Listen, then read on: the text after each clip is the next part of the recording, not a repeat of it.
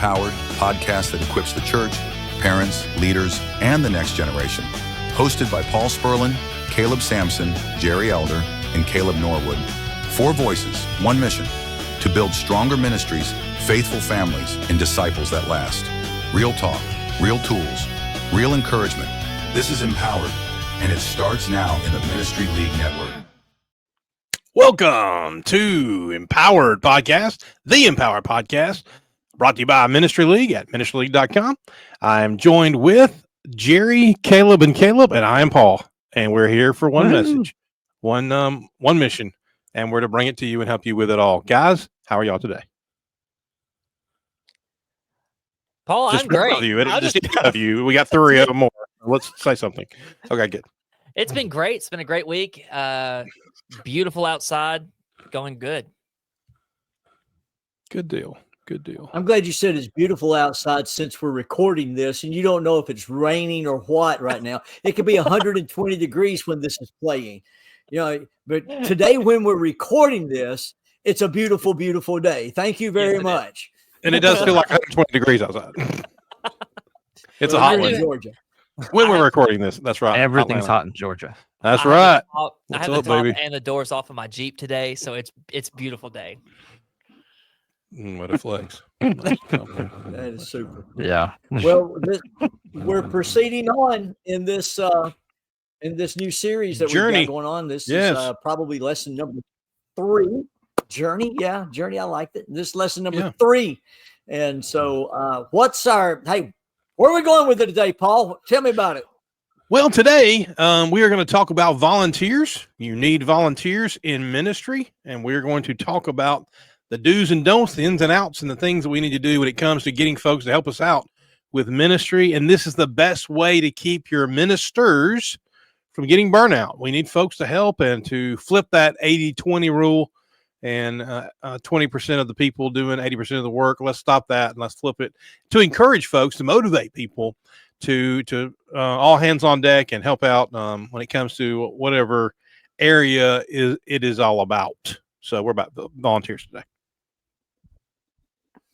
I'm glad you brought that up, Paul, because of making it every area of the church, because it's really easy for us guys, youth ministers, to think about, it's all about no. There's a whole listing of things out there for people to do in the church, and how to get them.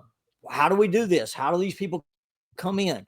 And so let's take a little bit of time, and I'd like to first propose the question: what are the needs? What are the needs? Why do we need a volunteer? Well, Caleb, I think why do we need one? Yeah, go ahead, Caleb.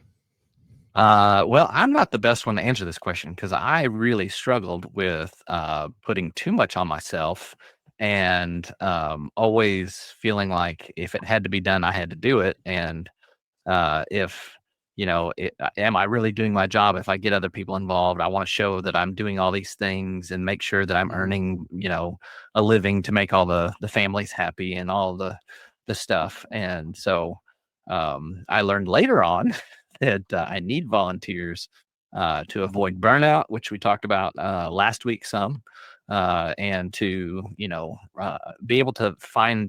We also talked about helping people be ministers in their own way. And, we really need to see other people's talents and abilities and figure out where to plug them in and make them feel involved. And so there's a lot of different reasons why we need volunteers. We can't be everywhere at once. And, so there's a lot of things that it's helpful for. Norwood, what's your take on that? I think it creates an intergenerational church, not just a specific ministry, but it creates an intergenerational church, right? And you have volunteers who are helping with Bible class. You have volunteers who are helping with our making meals and serving meals and doing things like that. You have people who are volunteering to go help our people who are in the nursing homes get to doctor's appointments and everything like that. And so it creates a intergenerational relationship, a church that is not so focused on age division, but rather is all kinds of, hey, we're all coming in for the same goal, the same reason, the same everything. It's how can I better serve the church and the people there. So what I've noticed is earlier in my career as a youth minister, I really felt like that was the only place that needed volunteers because that was the area I was focused on. And any minister in the building is going to be focused on their thing. And everybody else is, I'm not saying it's not important. I'm just saying it's not important to that person because they're responsible for that particular ministry. So first of all, to ministers, be careful about that because we need people all over the place. One thing that our elders here at Piedmont have empowered me and Jake to do here is to have a really good relationship with our deacons. So we're a part of we call it EDP meeting, elders, deacons, and preachers. And we go and have lunch with them. We spend time with them. We find out exactly what the needs are. And I'm telling you, if there is a ministry, if there is a deacon, then they need people to help. And so it's not just one compartmental situation. We need to know that the need is all over the place, Jerry. So how do we balance that out? So one of the things I see in this is again, you're saying, looking at your deacons and your elders and looking for those volunteers. In my situation as a youth minister, I can't do, there are things I can't do. I mean, if we were joking a little bit ahead ago about summer schedule coming up and things that were going to be needed. These things do not happen without volunteers. And I can kind of almost joke, but I'm halfway serious. We're not going to do some of these things unless we have people to make them work in all facets. And it's that way with our children's ministry. It's that way with our youth ministry. It's that way with our empty nesters. It's across the board having people. By the way, let's think about this for a second. Paul, how many people on where you're at? How many people on your staff where you're at? Let's say paid individuals. We have three ministers and an office manager. Okay. Caleb? We have 2 ministers and a secretary. Norwood? I think it's like 10. 37. Yeah, I think it's like 10. There's okay. 6 ministers and then a handful of other people who just make this church go round. Right. There's it's a campus church. Don't be confused by that. That is a campus church, and that's needed. Yeah. So I get that. And so that's exactly right. There's 6 at Spring Meadows that we have on our staff right now. Some of those are part-time, some of them full-time. My point is this: in the congregation where we attend, it does not work with just that few of people. You have to, and it is necessary that you let people come in and work. And I think that's one of the, you've got some do's and don'ts in a minute, Paul, that you're going to go through of this volunteer thing. And so, but one of the things I see the most in there is the fact that we as ministers and workers in the Lord's church need to let a little pride go and let people do some work that want to work. That's a good point. What's some of those do's and don'ts you got? It's extensive. Do you want to start with do's or the don'ts? Let's start with don'ts. I don't care. I like it. This was specifically for youth ministry, not this whole list, but this one. Don't act like a teenager and try to be a cool volunteer. Don't, because you come across as immature and you want to be one of the kids. When it comes to youth ministry, some people, because they're not used to it, they try so hard to connect, and they feel like the best way to connect is to do immature things. And that's not necessarily that's not the truth. Don't do that. People like small group Bible studies and stuff. Some teenagers love it because they look forward to that interaction with another adult that may not necessarily be a youth minister or a parent. They love getting to know other adults. They just do, because it's neat to see different views of things. And I think that matters. So that's definitely one. Y'all want to speak to that, or keep going? Okay. Another one is don't ever show favoritism towards a kid or an adult or a certain thing. Try to have a balanced approach when it comes to being a volunteer. and helping. That's definitely something to do. Don't ever undermine the ministry leader. If someone has asked you to be a volunteer, come on in and try to help out. Don't try to act like the master of that domain, because you may not be. That's why you're the volunteer. I don't mean that mean, but someone maybe getting paid to do this, they need you to help cover the things they can't do specifically. And Jerry hasn't yet said it, but he kind of alluded to it. He does the perfect thing on a trip. He doesn't drive the bus.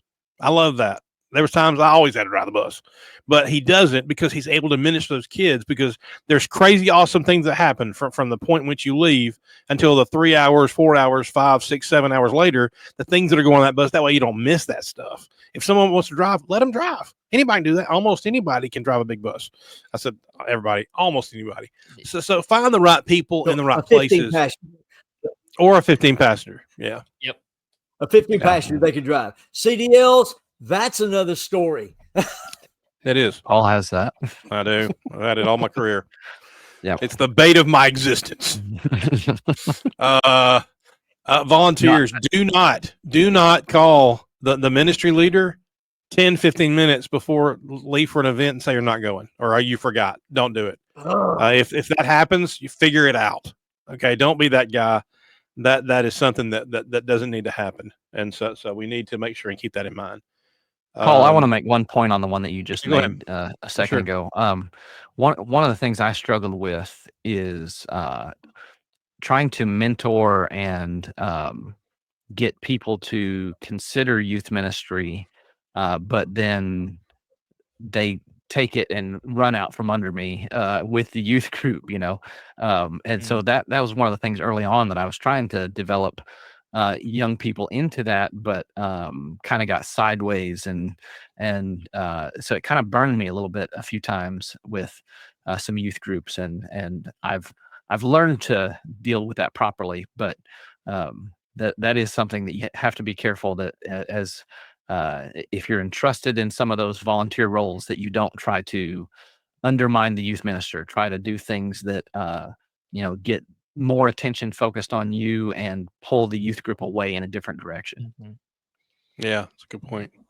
I think it's to support, like don't hijack this. Don't be otherwise. Don't be toxic as a volunteer. Like just don't bring drama. Don't bring all this stuff. Just help. Don't drag down. Yeah. And don't ever be alone with anyone. Make sure that's just weird. It depends. I don't care if you're a boy, girl, or whatever. It's just don't ever let that happen. That's never going to be good. 21 or 2 to 1. 2 to 1. 2 to 1. And I said there before was about a time and a place. There was a time and a place where you could have solo conversations. We do not live in that world anymore. That's correct. Yeah, that's correct. Show no favoritism. Okay, I'm sorry. To everybody here, okay? What is the biggest event you do that requires the most volunteers? Mission trip. Okay. Mission trip. All right. Are we asking for answers from all of us? Because, and if so, I got to ask this question. Yes, Are we talking about events that we do or things that we do within our own congregation? Within your own congregation. Okay. I know yours, Paul. Yeah. I mean, there's 2 or 3, but I would say like Fall Festival probably. The most volunteers, I'd say Fall Festival. That includes everybody. Okay. It's a community outreach, and we're about to do another big one here in the next 2 weeks too. So, but yeah, getting a lot of, now this is not just kids. We're talking about adults. We need people all over the place to come in and it's not just show up. There's things you must do before you get there. Some preparation to it, which is another part. I guess the do prepare. Mm-hmm. Yeah. Well, let's think about this, because it's easy to think about the trips and the things that we have for this. Vacation Bible School, Sunday teachers, Sunday morning Bible classes. All of those are volunteers. Yep. So, you know, it's really easy to think about the event route, oh, well, we go to EYC, or we go to CYC, or we go to Lads to Leaders. All those people that we travel to take volunteers. But just within our home congregation, what is it that we need? I don't know how many Bible classes you have at the congregation you're at, but I know in our children's classes, you start thinking about children's classes, 2 teachers per class for the children's class. You could quickly get up to 20 volunteers just like that for children. That's not counting adult classes that you have. You brought up your fall festival, Paul. You talk about everything from parking to making sure the people in the parking lot and things like that. It takes a lot of volunteers within the Lord's church. These things work. But I'm going to go back exactly to what you said at the very, very beginning. 80-20. I think we've got to break the 20% rule. We've got to. But we need to tell them and encourage them how to do this.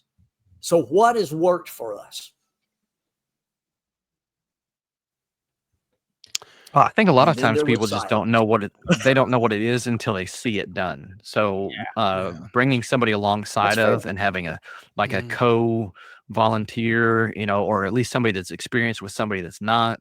I've seen the best acclamations or something like that, where they either maybe they're not comfortable teaching and you put them as a co-teacher, or a lot of those things, just the idea is overwhelming to people until they see it and they go, oh, well, that's not that bad. So I think that's a key. I think something else is we've got to go to that person and encourage them and empower them to do whatever. Because and you think about as a ministry leader, as a minister here, one of my jobs is to plug people in and see what areas need work, what areas are they good at, what is where are their gifts and their talents, and how can I merge those two things and say, you know what, you're really good at this, can you do that? And encourage them and empower them to actually do that. So, because some people will not just volunteer without me asking, like, hey, would you be interested in doing this? Those are good. I like Sampson gave a really good analogy. The best way to show someone as an assistant to what they're doing really is through the Bible classroom. Because I'll get a lot of people come in and say, I want to learn how to teach. How do I teach? Teach me how to teach. I'm like, well, then come here. You go in this classroom, go with me and watch what I do. That's really all you need to do to begin with. So that's why I don't close the door to adults to a teen class, and vice versa. I mean, sometimes if teens want to go in adult class, depending on the topic, we try to make that happen. We want them to get the topic, but I want people to see how I act towards people and how I connect towards them and how I talk to them in class and what I do to get those that don't talk to talk. And so that's definitely a big piece of that too. Because teaching is a big deal. When it comes to volunteers, though, in addition to all this, is the last don't I want to talk about. And I know we got some do's we don't want to talk about too, but the last don't is if you're given an opportunity to actually teach, prepare for that class, spend time for that, because in ministry, all these guys will agree, and anybody who's worth their salt will tell you, the prime time for us in ministry of any age group is what you do in Bible class. Is when the time you have in sharing that Bible with them. That's number one. Your audience will know if you're prepared or not. 100%. They will totally know it. Yep. A lot of people think that they can wing it really well, and even sometimes ministers that are professional at this, there's guys that just think, oh man, I do this all the time. I just walk in and wing it. But in all reality, especially teens, they've got an authenticity meter that just is off the charts. So, they can tell if it's faked or not. And also, they came and their parents brought them, or they came on their own for real Bible study, not just for gossip, hangout, fun. There's plenty of time for fun and for hangout. But if they're at class, you need to teach them something. And not just the little, knowing the arc stories, but get into, especially teenagers, man, there's some stories that, especially teen guys, just eat up of. The Bible is full of war stories and all these interesting, convoluted mess of things that teens are like, whoa, what, you mean that stuff happened back then? So get into some meat and really dig it out. Good Paul, point. give us a couple of do's before we wrap Yeah. up, and then We're we're getting close to the end here. One of them I want to make sure and mention this is to the ministry leader. Okay, when you're asking someone to be a volunteer, when you're approaching them to help you, give them reachable goals so they can see success very quickly. The more they see that success quickly, the more they want to come back and help once again. And I think it might have been Norwood that mentioned this too. Also, put them in a position to be successful. Find the area they're good at, the thing they love the most, the thing they'll connect the best. And so I thought that was really neat. So that was one of them. Another thing is give them specifics on what they're to do when they volunteer. Make sure that they're set up for that success. That's really the biggest thing of all this. Develop yourself spiritually so you can be the best example for all age people in ministry. Another do is invite families from your work and your neighborhood to participate. Get people involved, bring people in. If you're about to teach a class, find folks in your neighborhood. Say, I'm about to teach a class. I'd love you to come be a part of it. That'd be awesome. Do that. That's a do. Ask questions if the role sounds vague. So to the person who's volunteering, if someone asks you to do something and you're like, I don't really understand this, please ask all the questions to make sure you go in there 100% ready to go. That's important. And I only speak highly. This is the last do. Well, there's two. Speak highly of the minister or the ministry leader you're working with. Pump them up, him or her, in whatever situation that might be. And even for the leadership, even for the eldership, make sure everybody knows that you're on their side. And I want to end the dues with this. In every aspect of your life, you need to make sure everybody knows you love that congregation. You love your home church. You would recommend it to anybody and everybody, and you relish your time with those folks. And that, I think, are the primo strawberry on top of the whipped cream when it comes to the things that are great when it comes to the dues of volunteering. There's one other do that I would mention that I would love to see more of in the Lord's church, and that's do empower people to share their story. And not testimony, because I know everybody gets nervous about that word, but the whole idea of everybody has a story and everybody has a unique perspective, and empowering people to share how the Lord changed them. You might want to check ahead of time what their story is, because it may, be way out there. But encourage people to tell their background and why. And a lot of young people really relate with that. And vet it before they get out there. Yep. Exactly. Before the Lord spoke to them in a dream. That's right. Jerry, take us out of here.